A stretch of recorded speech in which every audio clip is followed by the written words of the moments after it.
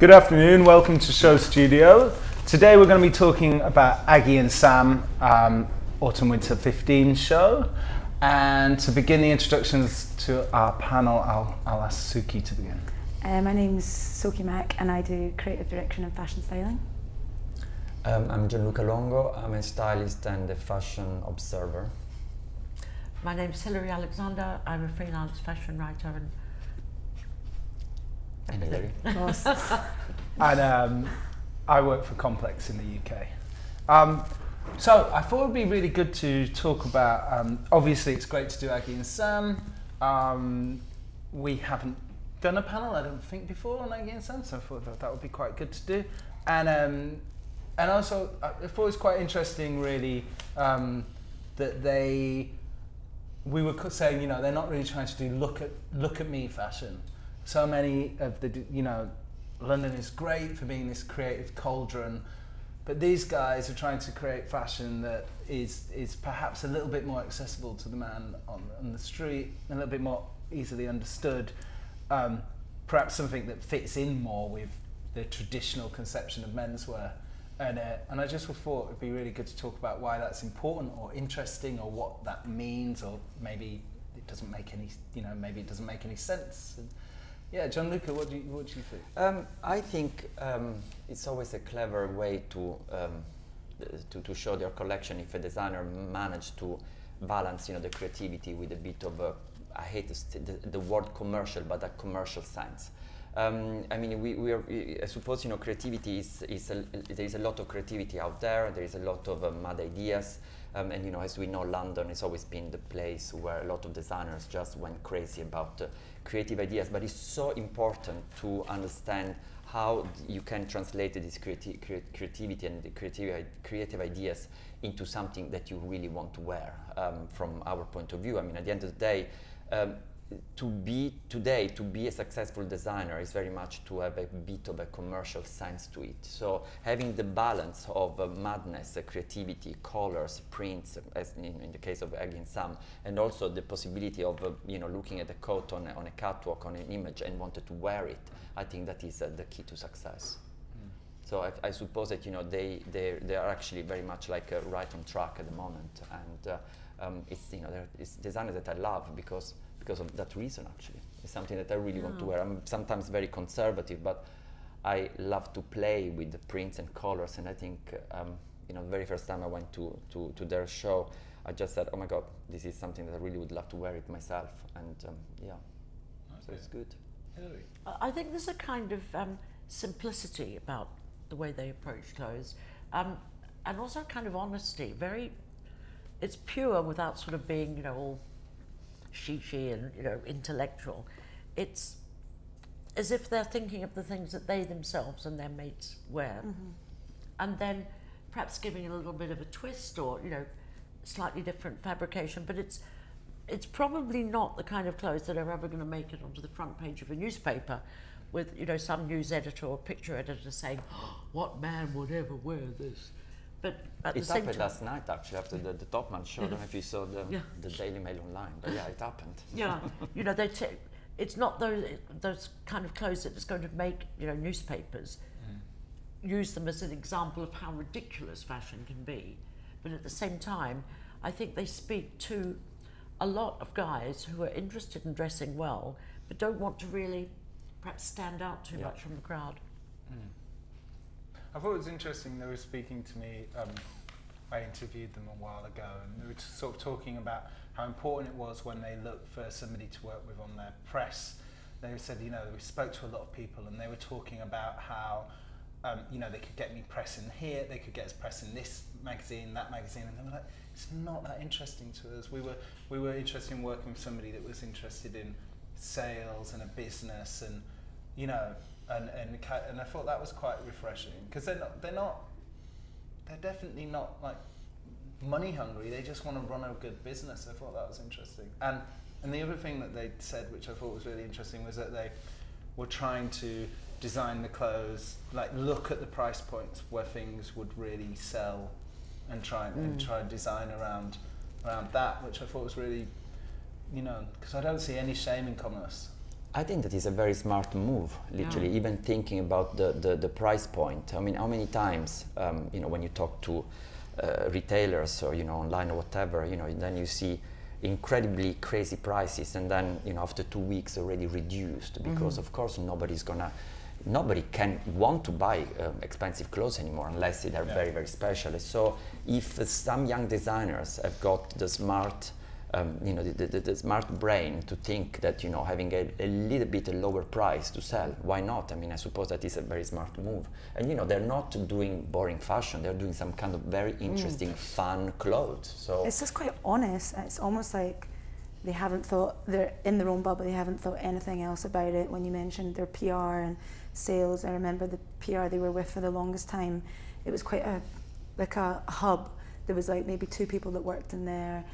They really cared about sample sales because they wanted real people wearing their clothing, and they really it wasn't like, I hate the word, the bougie. It wasn't about front cover of magazines, wherever it was just about people wearing what they like to make. And I thought that was really, I don't know, I think it was just like, it's just so real, and I think that's what everyone wants now. Yeah, but also I suppose the way the industry is going, you know, it's become these years, you know, it's changed so much. Of maybe it's me because I've become maybe blasé, maybe because I've been working in this industry for too long. But how important nowadays is to have a cover of an indie magazine anymore for a designer? I mean, while, you know, 10 years ago, 5 years ago, it would be like the breakthrough. Now, oh yeah, actually, what you hear now, it's, oh my God, you know, I'm selling in this website, I'm selling in this shop, and I'm selling this. And then I got the cover of, you know, this indie magazine. It's almost like, you know, the way fashion is going is completely different from what it was. It's a reversal, don't you think? I mean, the power of survival, of, you know, of commerciality is almost overpowering the power of creativity.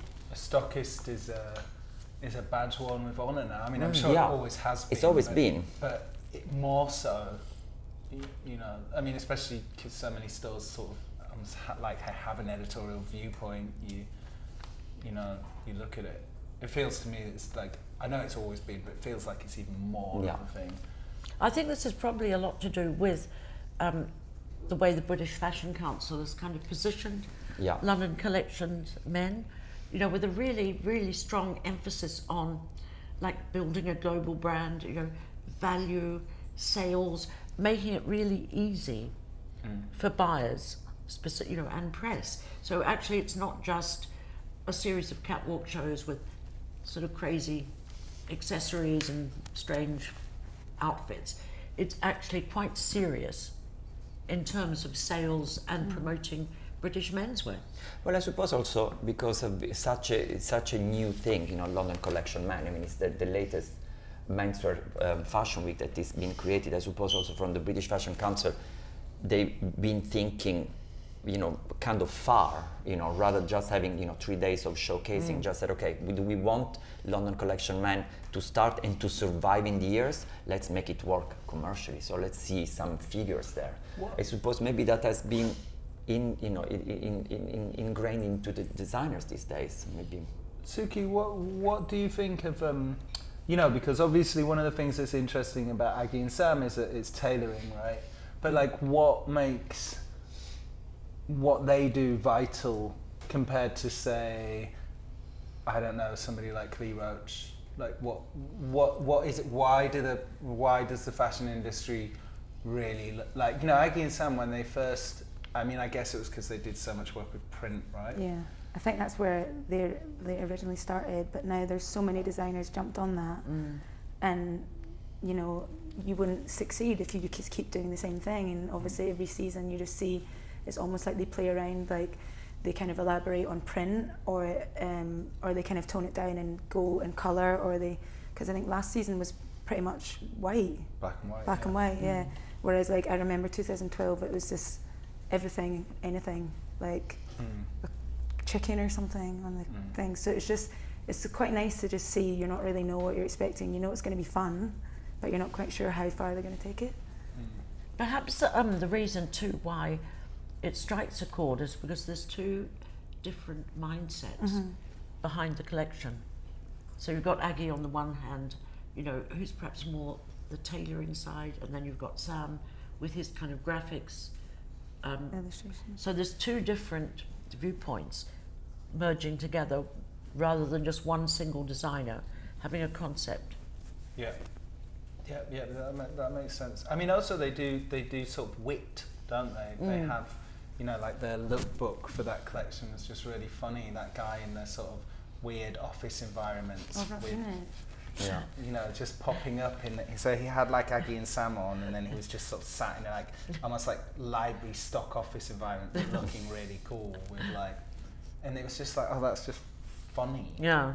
I also feel like But stylish. there's still not stylish. much. They don't get much press, as in like interviews. They don't do exclusive. Like when you Google them, there's not much. They don't speak on behalf. It just is what it is. You have to make up your own mind what you kind of think of it, and it is almost like they just. I mean, obviously, everyone wants to make money, but it is almost like they just shut out everything they think. You know, whatever their advice to be given about this is the direction they should go in. It's like they just do what they like. And I think they're cool. I think also too, perhaps they don't bang the drum about themselves a lot. Like, I mean, Sam Smith wears, you know, quite a few of their jackets and stuff. But you don't instantly get an Instagram or a tweet. Have a look, you know, so-and-so's wearing our pair of trousers, our shirt. I mean, where some labels, I mean, even if someone is, you know, wearing a tiny little ring, there'll be, you know, 1,000 tweets to tell you about it. Yeah. Somebody put something quite funny about that the other day, like somebody off Coronation Street was wearing a label or something. It was James Anderson, the writer James Anderson. He put it on Facebook. He put like important news. Breaking news. It's breaking news from some press guy had emailed him. Do you think also the fact that, you know, Agi's from Yorkshire, perhaps, you know, his family home's there, do you think that gives him a slightly more... Spade a spade. Well, I didn't mean that, you know, quite so literally, but more down to earth. Well, Yes. spade a spade, but just perhaps a more grounded. Yeah. I think Yorkshire people were more grounded. Yeah, we're very honest. Oh, really? Yeah, me, Mandy Leonard. Ah, okay, yes, yes. Yeah. Exactly. Me. It's the same for us when, you know, I come from Puglia. It's exactly the same, honest and grounded, right? Well, I come from New Zealand, All right. and we're quite grounded. It's all the sheep. I'm from Glasgow. New Are you Zealand's glad? got a lot of sheep. More sheep than people, I think. There you go. Yorkshire's got a lot of sheep. Yeah, Okay. sheep. The same in Puglia. There It's you exactly go. the same. So You we're all can't together. move for sheep in No, we Puglia. can't. No, exactly. So yeah, it must be. And wool, you know, we've got a relationship to wool. So shall we look at the show? Oh Yeah, yes, can't wait. please. Okay. Colour. Wow, quite beautiful colour. Yeah. You see again the impact of colors and things is so beautiful the way they do it. It's very great. It's almost a bit like Mondrian at times, Yeah. isn't it? And I love also the way they always, also the way they style the shows has always been interesting. I mean, for example, now that it's very streety with it's more sportswear with I suppose they're Adidas shoes. But I remember some other times, you know, they had some very sleek brogues and they always are very consistent in the show from look number one to the very end. Well, I think there was some truth in what Hilary said about them doing it for themselves. Yeah. Because you see the truth in what they're expressing on the catwalk. It's not like some illusionary figure that they're inventing. Yeah. They're just... A male fantasy, or Yeah. It's just like, obviously, as they grow, the brand grows, and it just looks like they've got much more money into it. Like everything's much more like luxurious, and it's not as comical. Well, I know the Lego on the face, but it's so fun. Well, I suppose, you know, also the Lego pieces on the face is not on all the all models. It's very much Yeah, but like a it's little still- statement they've from, still you know, got their own once in a signature. while, and it's, you know, it's actually with things without being ridiculous. I mean, I don't find this. It doesn't make me laugh. It's actually an interesting thing if you consider. Wow. I suppose some of the look this is great. That's the- wonderful. Wow. Oh, look at that. Really clever. That's really clever with the prints. And all the fabrics are from, I know it's not the same as the Cerruti fashion brand, but they're from that company, aren't they? Yeah. You know. So I suppose also, you know, for them to manage to get all the fabrics from Cerruti, that is one of the oldest mills, the oldest mill in Italy, you know, they, you know, as you know, Italian mills are very traditional. Before accepting you to produce, you know, the clothes for you, you must have a certain kind of credibility, and you must have convinced them. So I suppose they're doing kind of right. Oh wow, look at those prints. Is that flowers or? I also like the blue here. I don't know what they are. So, yeah. It's of the same world as your blue. Yeah. Yes. Is it leather? It feels like Is it like PVC? could be PVC It's got or a lot of shine on it. shiny, Leather, yeah. I think it's some sort of vinyl PVC. Yeah.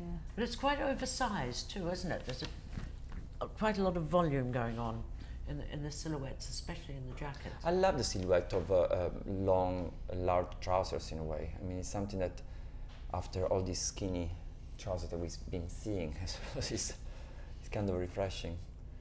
Well, it's you know, it's impossible to feel modern without the broad silhouette on the trouser now. Yeah. I mean, you can do shorts, or you can possibly, you know, but yeah. It was interesting to see Astrid earlier today try to incorporate that the bell kind of shape, you know, within sportswear. It was interesting to. I mean, she did it last season, to be fair, the kimono pieces, but. And also, you can see here, you know, I suppose a clever things of the designers that are all interchangeable pieces. I mean, you can see that the blue jacket won't just with some boring jeans and you know, with some normal trousers and whatever. So it's things that, you know, they are not looks that go by, you know, they have to be put together, but they're very much things that you can buy and mix them together. Or pick and choose. Pick and choose, exactly. I mean, you could easily wear, you know, like a puffer jacket. I mean, they said they did a lot of work on what men want from their clothes. So when I was talking to them, you know, they said that, and that drove a lot of their decisions. So they're kind of looking for new, and innovations came from looking to satisfy that, rather than just some abstract newness imposed from nowhere, which I liked. I think that is very smart, Daryoush, because, you know, if you listen to the people who want to wear your clothes, I mean, that is already, you know, half of the job is done. Because you're really like, you're out there and, you know, listening to what is all around you, and, you know, if people like to wear it or not. I mean, also because there are some gimmicky things, I suppose, you know, there's these inside out jackets, right? You know, with the pockets and stuff, but it doesn't look weird. It doesn't look even too.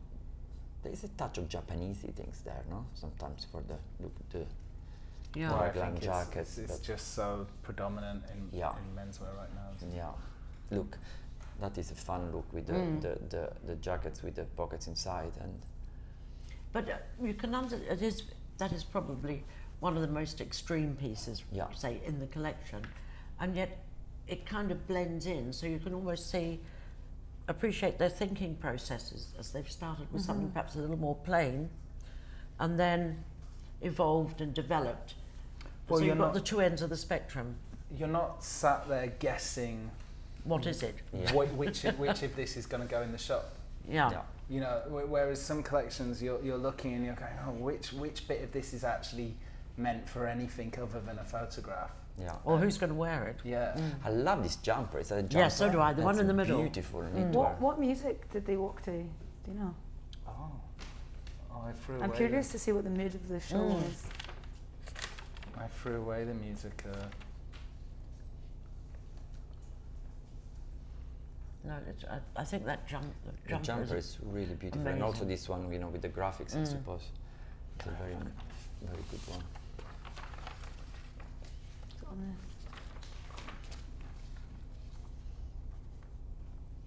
It is a bit more relaxed than they used to do, no? I remember, you know, the last, more sporty, because I remember the other collection were a bit more tailored and a bit more structured. Am I wrong? No, yeah.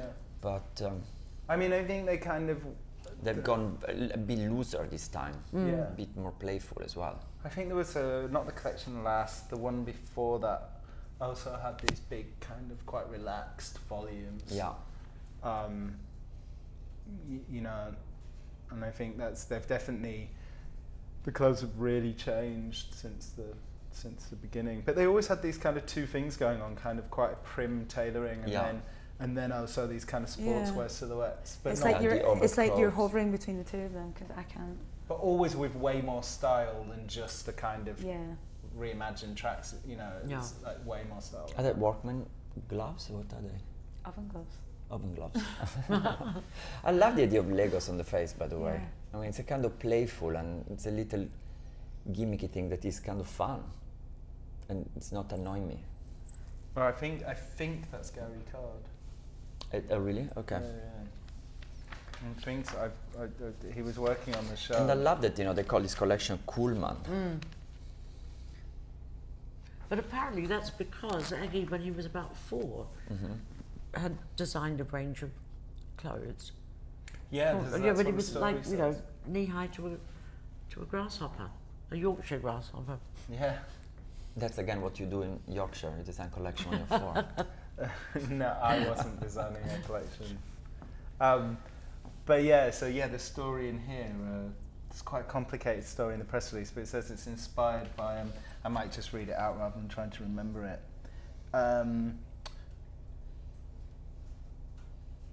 They got in touch with their old primary schools to ask today's pupils about their favourite clothes and what they wished clothing could do. This formed the starting point for the collection. Coats and jackets have been ripped apart and deconstructed as if puzzles.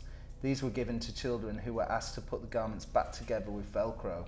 These patchworks form the basis of entirely new garments, the Velcro panels of which are interchangeable.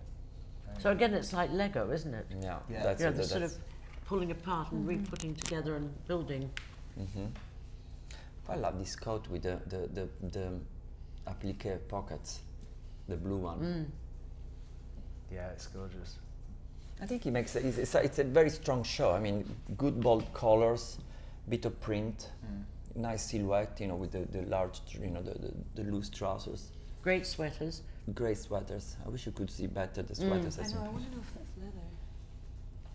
Is that a coat? It feels like a coat that has with been... just one shoulder, or is it worn off the shoulder? I think what I would like to see with this is somehow for it to have that lacquer. I don't think there's anything they can do aesthetically necessarily. I think it's within the branding somehow. It needs like a last lacquer of sexiness that something this commercial, if it was Italian or even French, would have. I don't know whether that only just comes from having a big, powerful brand behind you, or whether that's something in the attitude.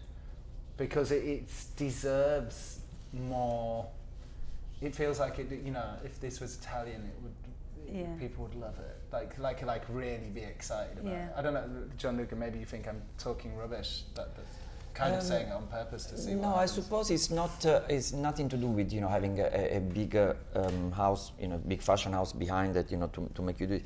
It's very much like, as you said, it's an attitude. So it's very much like the way you live it, the way you interpret fashion, you know, that happens to be living in this country rather than in France and Italy, as you say, because unfortunately, why do I say unfortunately, but you know, when you live in Italy or France, you know, the attitude of man is always a bit like this machoism, and you know, looking a bit sexier, and you know, you dress up for, you know, for the girls, you know, just to feel empowered and to feel.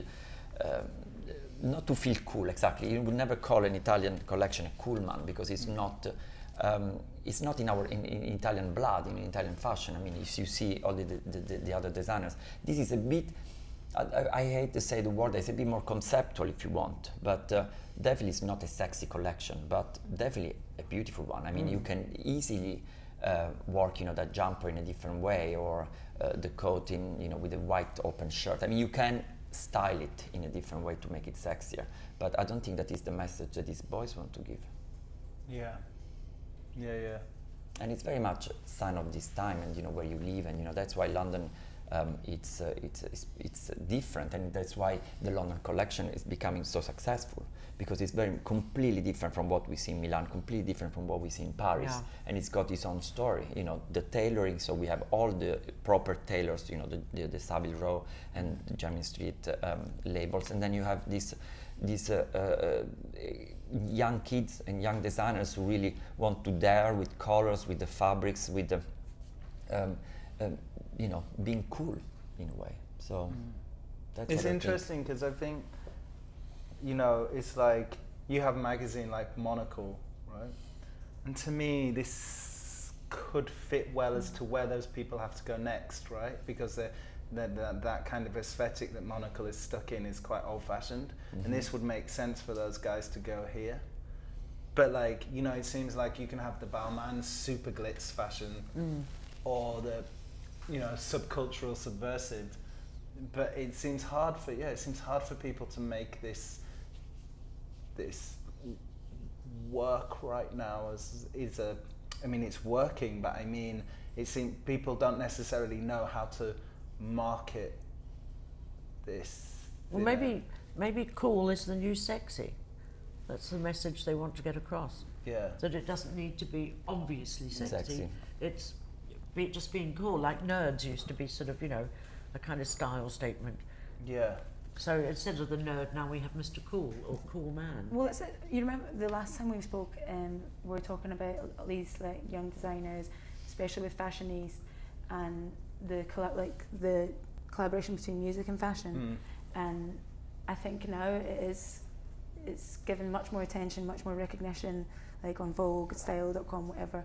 And I think it is much more about, like, I suppose more is more. Yeah. Do you know what I mean? Like, it is. I don't really, when you're looking through, like, again, it's different if you're looking through Italian Vogue and you're looking through this, but this is, I would see, what are they with? Exposure. Yeah. So like then I'm guessing the sort of people that would borrow this would be for Dazed, ID, V, but let's go to the reality. Sorry, can I just ask you a question? Yeah. If you had a date and a man would turn up in look number 21, for example, you know, with that flowery trousers and a jacket like that, what would you think? Be honest. If he was my date? Yes. And straight? Yeah. Yeah. Bit much for me. I like it though, but it's a sort of kind of. No, I'm just thinking. You know, at the end of the day, I suppose we live in this the world normal, where, you know, you date people, you go out and, you know, drinking. Yeah. And, you know, you have to relate to the rest of the world. Yeah, so if you were, you know, if I showed up in look number 21, you know, and then it's just I'd be like, you look amazing. Okay. Let's have dinner. What do you do? And then we'd probably go no further. But I mean, I guess it's the sort of thing where it is if you saw a musician wearing it, you would be like, wow, this is amazing, but probably not to the general public. I think it's really good, and I think it's like, you know, I actually think when you put it in the reality, you actually realise how designed up it is. Because if you see this blue coat in reality, you'd be like, that's really amazing. And I think it is amazing. I just think it's people struggle with perhaps the right way to describe something that isn't streetwear kind of, or subculturally led, and isn't glitz, you know, and it's like maybe there isn't the vocabulary to describe this kind of, you know, where this fits in, because actually this, you know, this is very of a store, isn't it? Yeah. It's very, that guy loves that, you know, and yet because it's not Tom Ford, people don't know what. I suppose it's always a good sign. For example, you know, looking now at look number 18, I found that look very sexy, to be honest. And then, you know, if someone can dare to wear such a look, you know, maybe it's a good point. You know, maybe it's signs of being confident. I mean, I think look 18 looks much more, perhaps acceptable, should we say? Yeah. Or easily understandable. Whereas look 17, you kind of take one look and you think, can ye? I think I love the clothes. I think it's just I want them to be a bit more celebrated, and I'm thinking I could see you wearing it.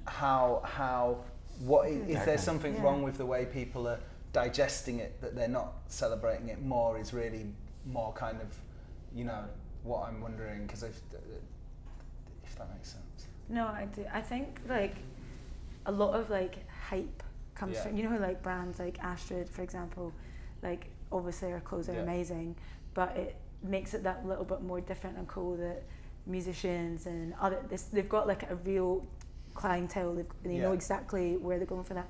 Agi and Sam came from like tailored suits and stuff, so they hit a certain market, and then they've kind of like through each collection they've kind of eased in and out of a few, so they do kind of sit in that in-between box. But maybe that's, you know how like when we dress, you'll have days when you want to go super glam, and there's days when you're not, like you don't really need to, I guess for sales, well, it's very similar to Jonathan Saunders in who could like it, isn't it?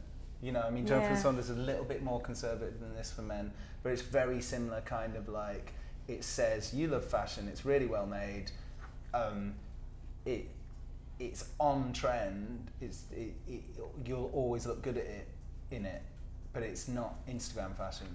Do you think, thinking or exploring more the whole relationship with fashion and music, do you think, for example, that the X Factor should be doing more to promote young British designers by having their male singers perhaps wear some Agi and Sam, or maybe get Dermot O'Leary out of those skin-tight suits he wears and get him into something a bit more Agi and Sam? I wouldn't be surprised if most people probably have a gagging order on any X Factor people wearing their clothes. Oh, really? Yeah. Even though it might help the commercial sales, or I don't know if it would help, if it would push. I mean, it's also like a completely different audience of, I don't know, but... No, but if we are talking about the man in the street, I mean, does he relate more to Ollie Moores, for example, or Agi and Sam, or is that taking a step too far? I think this consumer is a bit more refined. I mean, I think that's the difficult thing. The people buying this, they're actually very refined, sophisticated consumer. They're just not Mr. Oh my God, take my picture for a street Maybe they do blog, need the attitude to go with it. Their work is so strong, but the fashion industry is, I'm not speaking about everyone, but you need to have that like elitist kind of attitude sometimes if you're going down that. When you think of, well, I'm thinking from my point of view, if I'm pulling in clothes for a certain magazine, you have to have your commissioning letter, they've obviously got a client list that they allow and they want to go in, and a lot of the time the ones that are much more picky are obviously the clients that I see have much more press and much more following, and you always see it kind of falter when, you know, they have, like, for example, the PR that Agi and Sam had for quite a while, or quite a small agency, really like a family, amazing, represented up and coming designers, but I think it was like quite a comfortable environment, and then I think they just need to maybe go with someone, like figure out exactly where they want to place it, as in, is it an editorial thing, is it a musician thing? You know how, like, when we were talking about Astrid, they've just honed in on it and they know exactly where it's going and just run with it. How many collections have they done now, Agi and Sam? Like 4 or 5. 4 or 5. 2012. Because they won the Emerging Menswear Award. In 2013. And that's the year, right? Yeah, your year before last, yeah, 2013. And I think that was their 3rd collection. Yeah, I suppose so. So they're still relatively young in a way. Oh, really, already? I think so. Was their first one 2012 for the first men's wear? But they were in Fashionista perhaps before. Yeah. I think they were around before London Collections Men, I think. Yeah. Yes. Yes. So, I mean, we're on number 6 for London Collections Men anyway, aren't we? I think. Yeah. 5. God. They don't know. I don't remember anymore. But maybe this is the way. Maybe this is the way they want to build their label. Yeah, but quite quietly, unassuming, sort of slow and steady wins the race, rather than, you know, a sprint for the finish line and for the front page. I think we're on 7, by the way, of London Collections. For them. For London For London Collection, okay. So that I think that would make this their number 8. Yeah. Yeah, no, I think you're right. I mean, and that is fine. I think it's just, you know, being a journalist, I'm always get just a bit like how do we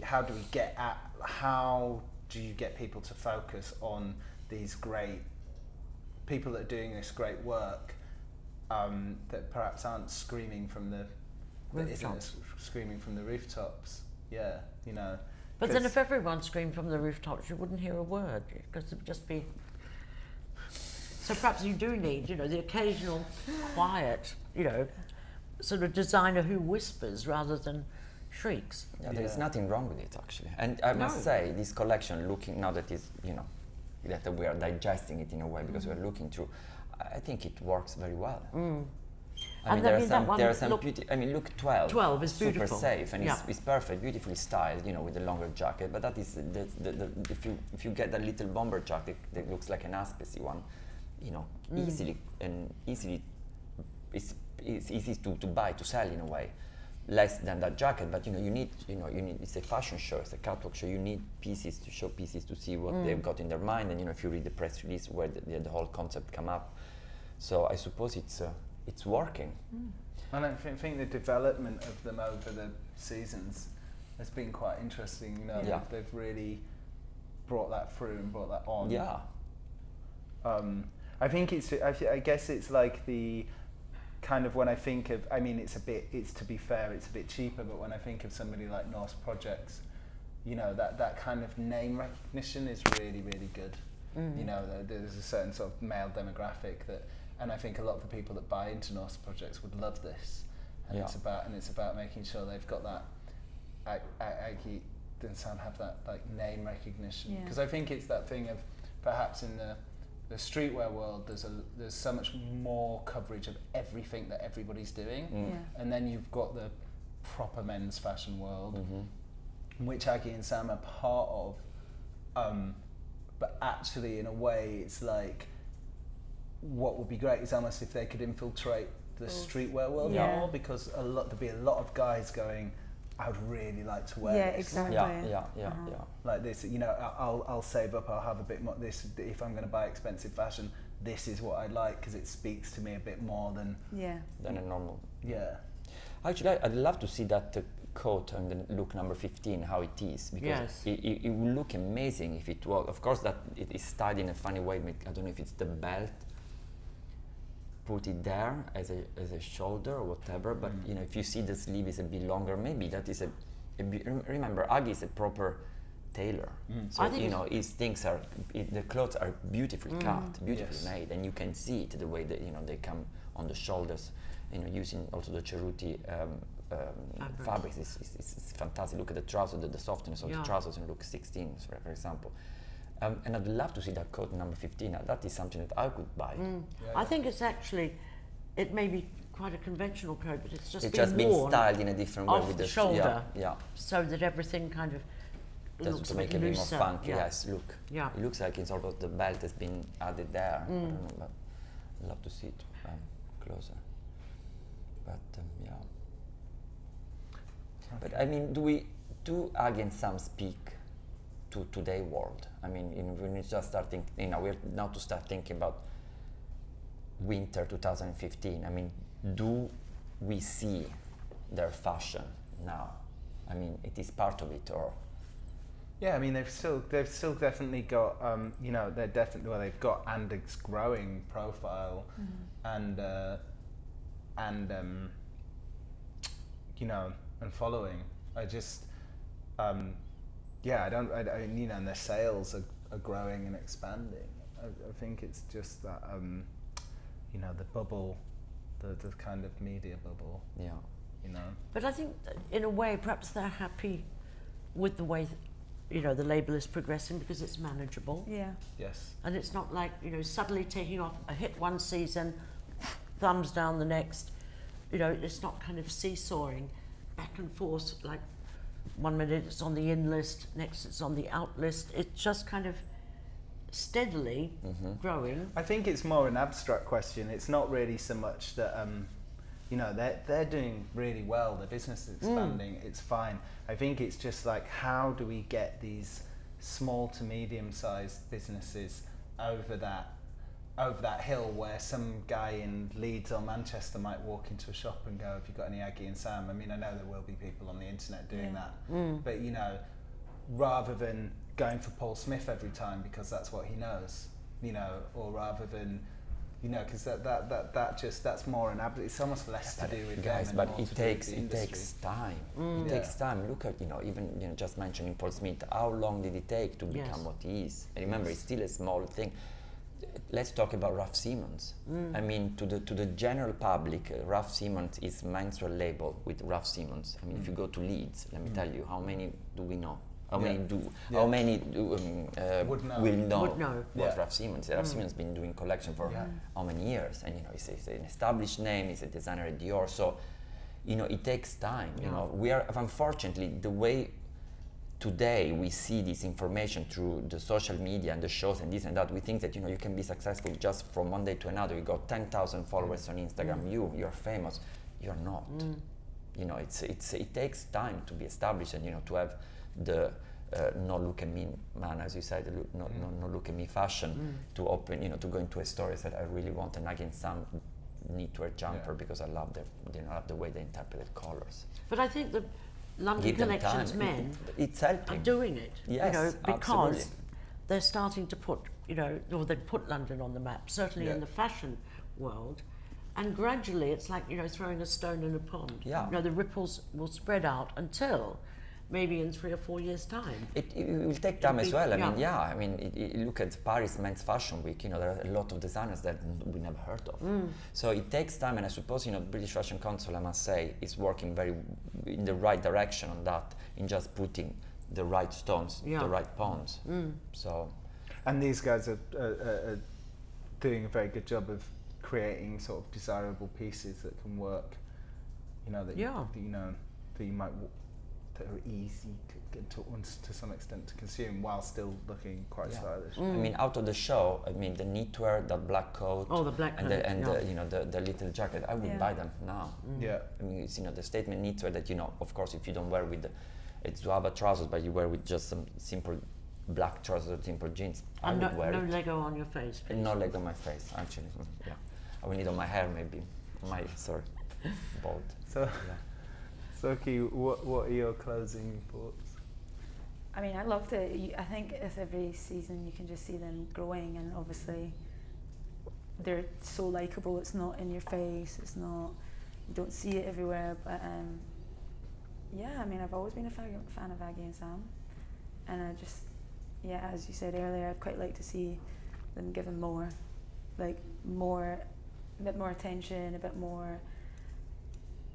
I think I'd quite like to see like the whole celebrity thing surrounding Agi Sam just a little bit, because I feel like we all work in this industry and we understand what it is, and I'd quite like to see them get a bit more recognition for what they do from someone from, I hate saying that, someone from Leeds. You know what I mean? Just someone that might not understand what it's all about, and I think that people only care nowadays about that through music and celebrities. So, I mean, I don't know if that's in their radar or not, but I think what it is the way, you know, that you have the super high fashion names, you have the super high fashion like muses, like the people that are the flavour of the month this month, and then what I see in the streetwear world online is just constant coverage of everything everybody does. And I think the high fashion publishing world could do with learning about that and going, do you know what, let's talk about a jacket today. Let's talk about this trouser today. Let's talk about this new material and replicate actually what's happening, and so you get like much more education about the product rather than a chat when the catwalk show happens and then you know, the shop opening, and that's kind of be it. You know, that's a good point. It's much more approachable to real people, and I mean, now more than ever, like we all know we all spend all of our money on stuff that we can't afford, and the people that I know that spend money on, you know, going to Machine A or going to these kind of stores, they all aspire because they've seen someone wear it, like You're someone right. like. Yeah, you're right. But I'd be curious to see, like, from their branding point of view and their PR, what actual direction they're hoping they're pushing in, because obviously when you pull, whether they say yeah or no, they're not going to tell you. It's because that's not the right mood they're going for. Or they don't want to go there. I'd just be curious to see. Well, I think they sort of are going for the wit rather than, Yeah. you know, I think a lot of people quite rightly wary as well, because I like putting a sort of famous-ish person in things. I mean, I hate saying famous, but do you know what I mean? I just like it to be, you want to see how it moves, you want to see how some people actually wear it. I think that's what I kind of mean. I think though a lot of people are again wary just because they find that quite exclusionary as well. Because if you put it in that person, then you're sort of saying, well, it's not. It's association. Yeah. Yeah. But I mean, then who would they, presumably, you know, they're not going to go after sort of the 1D or the McBusted, you know, kind of, you know, demographic. Pharrell, you know, somebody like that. Yeah, yeah. I mean, again, you know, but they're not a label specifically set up to really target the music business, are they? I mean, I think they quite like being something that people discover. It's almost like making a discovery yourself, and then it becomes your special secret. I think when that's the mistake when I'm talking about music, I forget that music's so large, but kind of like the less like the Oli Murs and the X Factor, but more like what this like underground generation like can approach. Like, I keep mentioning Astrid, but only because she's done a brilliant job. Yeah, I just feel like I've never heard like Grime or anyone in hip hop speak so much about a designer that they don't really understand. It's just something that they can relate to. It's something they can attach themselves onto, and I really think it's so special right now. And I don't know why I keep relating Agi and Sam to the same thing, because I can see it. You know, like the A$AP Rocky, those kind of people. Maybe it's up to you. Yeah. You will have to do something. I think it's. I'm just modelling on my ideal man. I think as well, it's that you know, we get catwalk reports, and they're very abstract. You know, it's like, we saw these clothes, this was the music, this was some poetry, Dolce & Gabbana in a garden or something, you know, which is nice. But we actually need to know what the clothes fit like. You know, what's it like to wear them? What again, comparing it to the journalism in the streetwear world, you know, there's so much more talk about the quality of the materials. What is it material? What is the material? Yeah. What does it do? What are its technical qualities? The cut. Why they're using it? Yeah. I wish we all went back to pure fashion journalism to talk about this, but I wonder how the new breed of journalists and bloggers know about all this. Well, sometimes I'm guilty. Yeah, sometimes I feel like you get some people, and you get like, you get some writers, and you're just like, wow, you really know your shit. And I know, like, sometimes it's easier, isn't it? It's easier to talk about the music, the social very easy. meaning. It's very distracting as well for the reader, and for take away from the collection. But that's what I said. I wish there was much more information, in writing these days about the cuts, the fabrics. I mean, today actually, we all of us, we recognize, we at least know what Cerruti Mills is, but to the general public, the general writers, sometimes Cerruti is like, what is it? Yeah, yeah. That is quite. And I think that's not just about, because I know, like, I'm very into brands, right, and I'm very into narratives, so I'm a little bit guilty of this, of almost what we're criticising. But at the same time, it's because there's only so little space given to talking about the clothes, and actually what they need to be doing is talking more about, just giving more space, so something like Agi and Sam, the quality of it doesn't just have to exist in the show, but can also exist just in more coverage of what are the clothes like, But I'm pleased that in this show, quality shows. Yes. I mean, you can see if, you know, from the fluid, when you say, you know, you'd love to see when they're moving. I'm sure, you know, if we're all there on the show, we would have seen these trousers and beautiful fabrics moving and, you know, being oversized rather than some stiff fabrics. And, you know, the knitwear looked incredible. So at least I'm happy. I'm happy that at least they know what quality is and they go for it. And, you know, at the end of the day, what buys, and, you know, people buy quality. If whatever the price is, let me tell you, you can fool with a different name any customer, but if there is a good quality, people will still buy it. Absolutely. So you're a fan? I am, yeah, big Brilliant. fan. Yeah, absolutely. Yeah. Hilary? Yeah, I am Agi and Sam. So thumbs up. Okay, brilliant. Thumbs up from the panel for Agi and Sam then. Thank you very much.